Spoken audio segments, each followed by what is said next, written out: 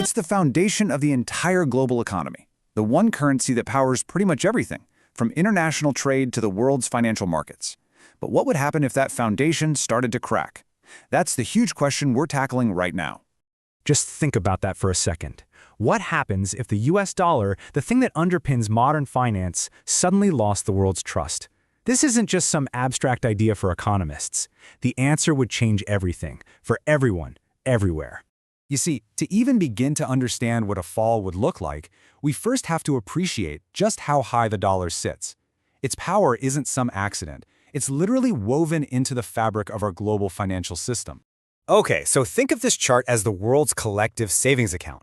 When central banks all around the globe want to park their wealth somewhere safe, they hold it in what are called reserve currencies. And the US dollar, well, it's the undisputed king. It is the ultimate financial safe haven.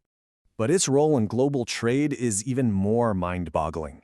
A staggering 88% of all international deals are done in US dollars.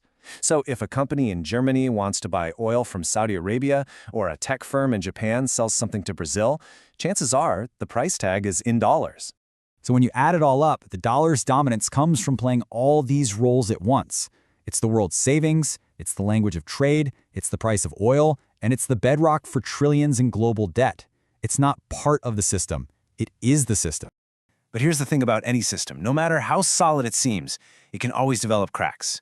So what happens when the first tremors start to shake this powerful foundation?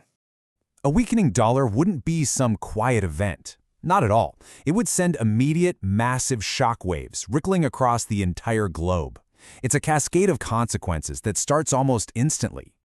Now for emerging markets. This is a real double-edged sword. On one hand, hey, a weaker dollar means their dollar-denominated debt gets a little easier to pay back.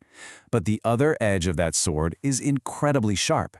Because commodities like oil and food are priced in dollars, it suddenly takes more of those weaker dollars to buy the same amount. Prices for absolute essentials just surge, kicking off a huge wave of inflation. And those ripple effects would be felt everywhere. You'd have global inflation spiking, commodity prices going through the roof, and a massive, panicked rush of money trying to get out of dollar-based investments.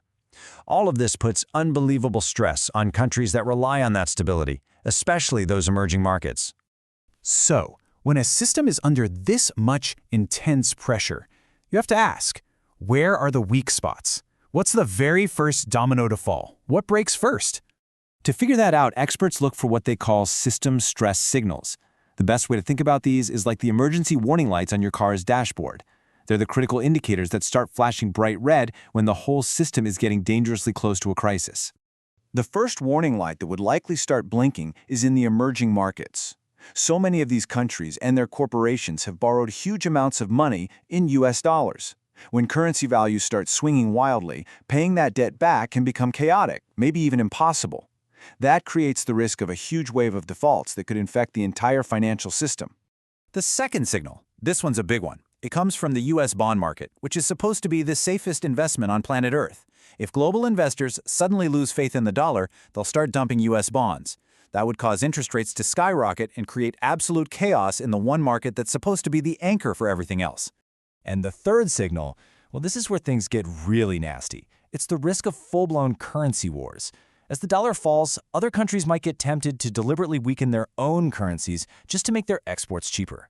It spirals into this destructive race to the bottom, where every country is trying to undercut the next, and the whole system of global trade gets thrown into turmoil.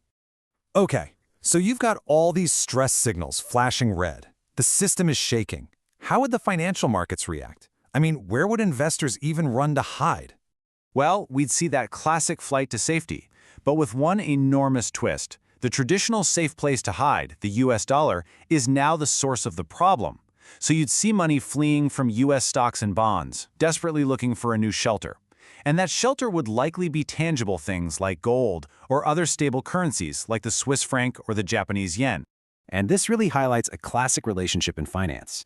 As confidence in paper money, like the dollar, goes down, the price of gold, which has been a store of value for thousands of years, tends to go up.